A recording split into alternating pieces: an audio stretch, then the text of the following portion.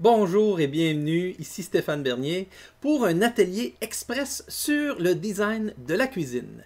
C'est simple, ça va être en quelques minutes, je vous donne les clés de conception de votre cuisine au niveau de l'aménagement en plan pour une rénovation ou une construction neuve. Les 8 hypothèses que je vais vous présenter sont les hypothèses d'aménagement de cuisine les plus plausibles, les plus répandues, vous donnant les surfaces de travail efficaces minimum, les dégagements minimum, tout ce que ça vous prendrait.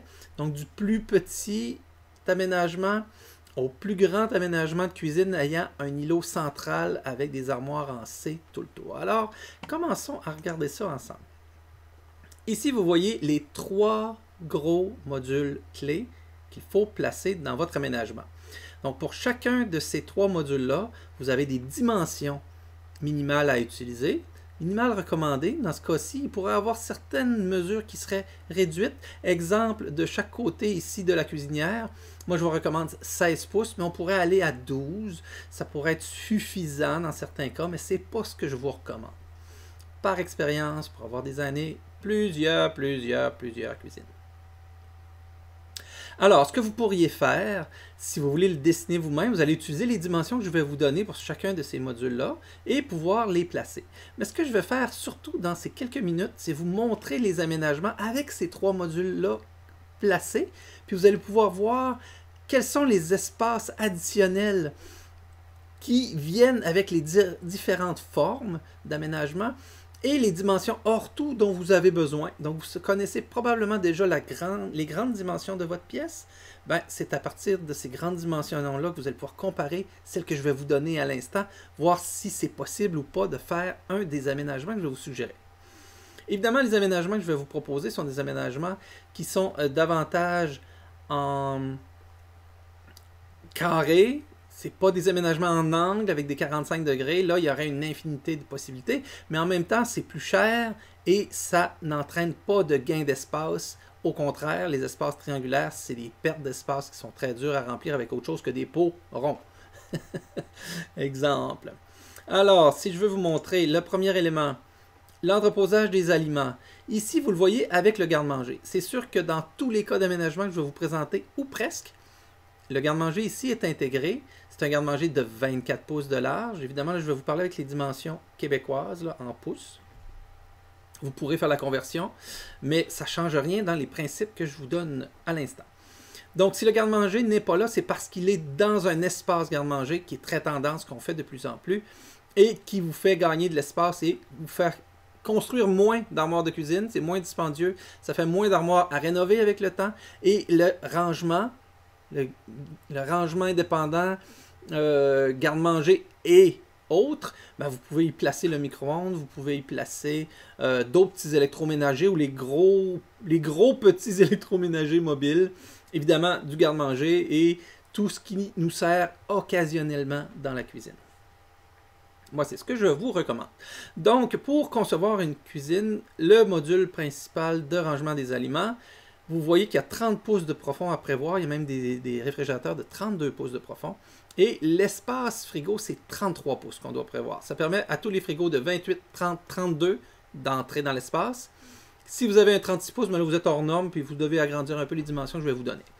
Tandis que la profondeur, 25 pouces et quart, ou 2 pieds 1 pouce et quart, que vous voyez ici, c'est la profondeur du comptoir de cuisine, là, du mur au devant du nez arrondi. Que ce soit du granit ou du stratifié, c'est la mesure qu'on va utiliser normalement en design de cuisine au Québec. Puis vous voyez qu'il y a un petit 5,8 ici, parce que le 4 pieds 9 pouces 5,8, ça fait 57 pouces. 5,8, c'est le panneau à gauche du frigo, hein, parce que maintenant, on met tout le temps un panneau, et si c'est un mur, ça va quand même être un espaceur qu'on va avoir besoin dans le haut pour fixer le caisson, laisser un espace, le dégagement dans le coin en haut, arrière, à cause que le gyps n'est jamais parfaitement droit, ça nous permet de nous ajuster un petit peu à l'installation. Donc, module frigo, si vous le bricolez, c'est 57 pouces et 5,8. Vous pourriez faire 58 pouces par 25 pouces et quart pour le comptoir, mais 30 pouces vis-à-vis le frigo. Ça vous aide à prévoir aussi les dégagements que vous aurez besoin. L'espace cuisson. Vous avez la largeur d'une cuisinière standard, plus 16 pouces de chaque côté. Donc, ça vous fait 62 pouces écart idéalement d'espace, 62 pouces de large par 25 pouces écart pour insérer le module idéal. Donc, vous ne placerez pas un coin d'armoire de cuisine collé sur votre cuisinière. Vous allez toujours avoir un espace droit de chaque côté pour pouvoir cuisiner, mettre les ingrédients et tasser les chaudrons sur les côtés. Donc, 2 ronds à gauche, après un espace à gauche pour lui. 62 pouces. Ensuite, l'espace évier pour laver. Donc, vous avez le lave-vaisselle d'un côté, que ce soit droite ou gauche, ça va vous faire quand même un module de 74 pouces. Le centre avec un module de 30 pouces, 34 pouces, vous êtes capable de mettre toutes les sortes d'éviers, que ce soit un grand simple comme ici, ou des éviers doubles. Si vous sortez de ces standards-là, ça va vous prendre plus grand que 34 pouces. Vous êtes capable de mettre plus petit si vous placez vraiment un évier simple plus petit. Mais c'est rare qu'on va en bas de 30 pouces. Donc, si vous concevez avec cet espace-là, vous allez avoir des surfaces de comptoir intéressantes. Puis vous allez avoir de l'espace pour tous les types de lavabo. D'évier, excusez. Et si on place les tiroirs ici, ben ça vous assure, si ce n'est pas des tiroirs, ça sera une porte, mais ça vous assure d'avoir au moins un module de tiroir dans votre cuisine. Mais de toute façon, on aménage surtout en plan. Vous allez voir, de la plupart des aménagements de cuisine que je vous propose, il y a plus de caissons, puis ça peut être des rangements qui auraient plus de tiroirs. Ça fait longtemps, ça fait déjà plusieurs années qu'on ne conçoit plus en mettant que 4 petits tiroirs dans une cuisine. Donc, je veux surtout être clair à ce niveau-là ici. Alors, ce que je vais faire... Je vais refermer mes éléments comme ça. Et on va aller voir les 8 aménagements. Donc, en 4 minutes. Une cuisine laboratoire. Voici le meilleur aménagement pour la cuisine laboratoire. Le frigo qui est gros et massif dans le coin. Un garde-manger. Si vous ne l'avez pas, vous allez pouvoir réduire l'espace encore un petit peu.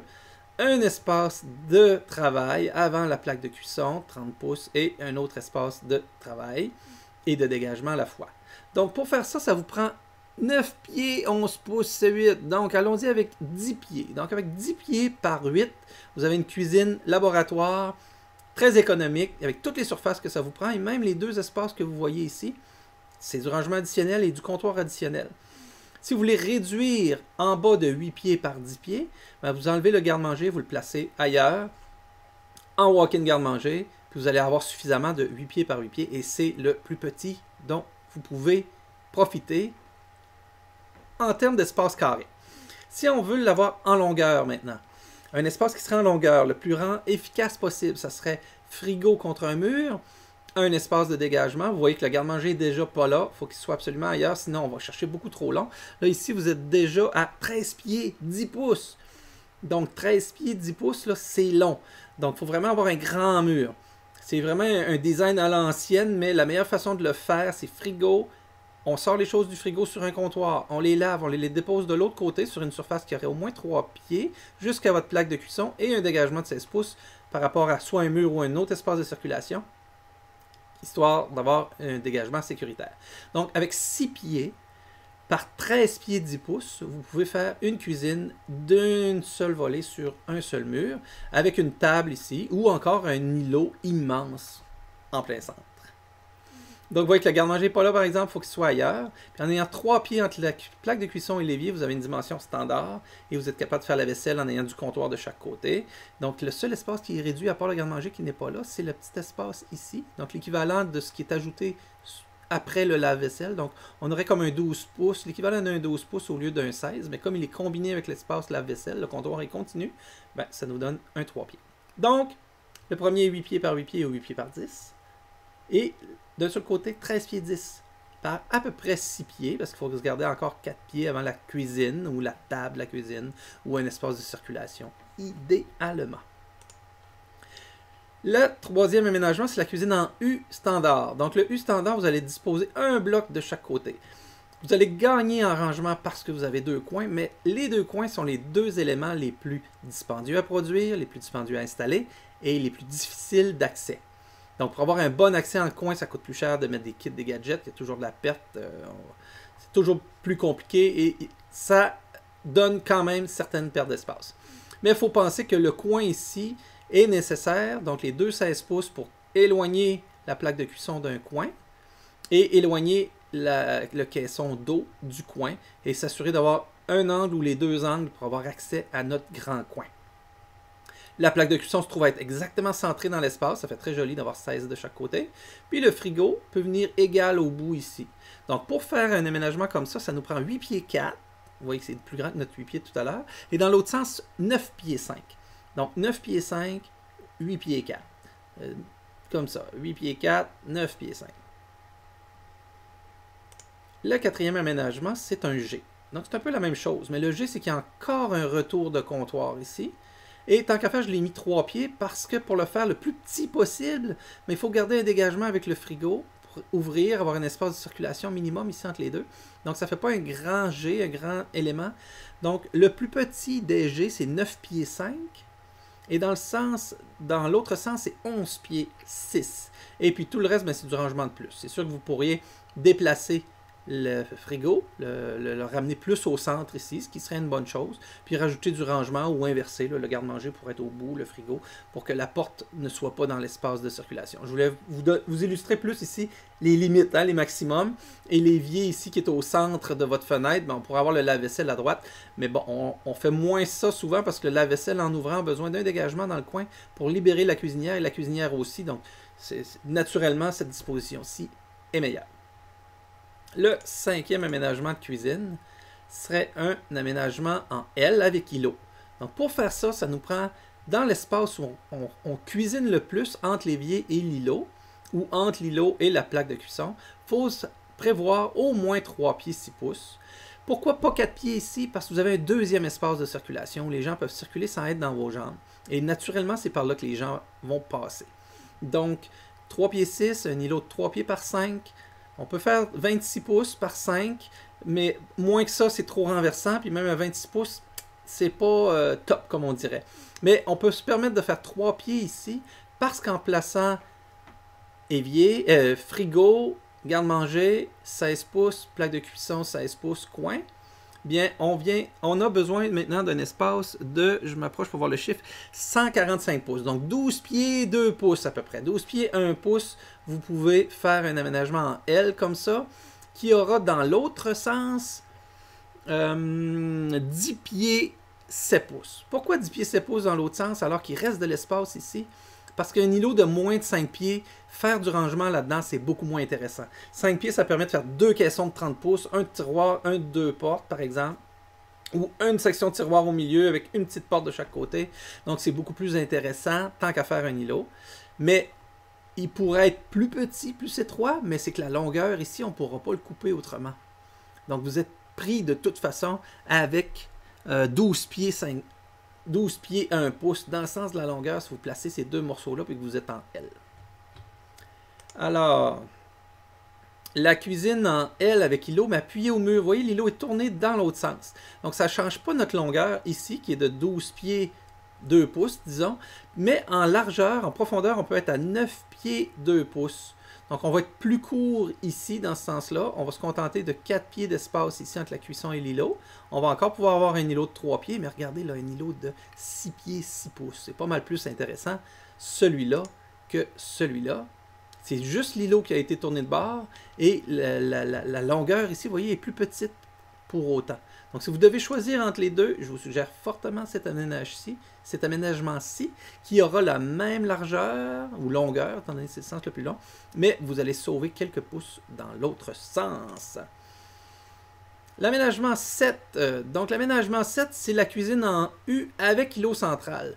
Donc, pour réussir à faire ça, ça nous prend absolument, j'essaie, 13 pieds, 11 pieds, 12 pieds, 11 pouces. Donc, 13 pieds. Et dans l'autre sens, 10 pieds, 1 pouce et quart. Donc 10 pieds dans l'autre sens. Donc 13 par 10, c'est une grande cuisine. Et vous avez quand même que seulement un îlot de 26 pouces. Parce que ça nous prend 3 pieds 6, 3 pieds de l'autre côté. 3 pieds 6 du côté où vous cuisinez le plus.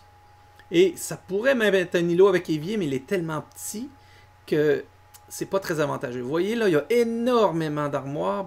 Quand même beaucoup de circulation. C'est probablement trop d'armoires, mais bon. Question de goût. Mais vous voyez que l'espace intérieur, c'est 8 pieds 8, donc c'est très très grand. Donc ça vous prend 10,1 par 13 pour réussir à faire un îlot central dans une cuisine en C. Et la dernière hypothèse, aussi très répandue, très tendance. Là, vous voyez l'exemple du grand walk-in accessible, mais au travers de la cuisine, où le frigo est ici, le garde-manger est nécessairement là, l'espace évier, nettoyage est ici, et l'espace cuisson est là. Et évidemment, les deux peuvent être inversés, ils ont des dimensions qui se ressemblent. Donc ça va faire varier un petit peu le carré, évidemment, de votre cuisine, parce qu'on a besoin de 62 pour le coin cuisson et 74 pour le coin lavage. Donc, si on inverse les deux, on change un petit peu les proportions. Mais ici, vous voyez que ça nous prend 8 pieds, comme la cuisine laboratoire. Et dans l'autre sens, ça nous prend 11 pieds 7 pouces. Donc, cette mesure-là pourrait être plus petite si on mettait le coin cuisson ici et le coin évier là. Cet aménagement-là suppose peut-être que vous allez avoir le mur extérieur ici et que la hotte va pouvoir sortir directement dehors. Donc, ce qui serait beaucoup plus efficace, beaucoup plus économe à construire aussi. Voilà, c'était les 8 aménagements potentiels. Vous pouvez vous bricoler vos 3 petits modules, dessiner votre grandeur de cuisine et inverser, faire des versions miroirs. Mais essentiellement, avec ça, vous avez tous les aménagements de cuisine possibles. Donc, pas besoin d'inventer quoi que ce soit. Puis ensuite, vous jouez avec où vont les tiroirs, où sont des portes. Vous avez quand même quelques suggestions ici sur le dessin.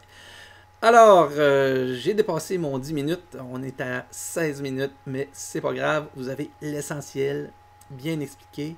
Maintenant, à vous de passer à l'action. À la prochaine!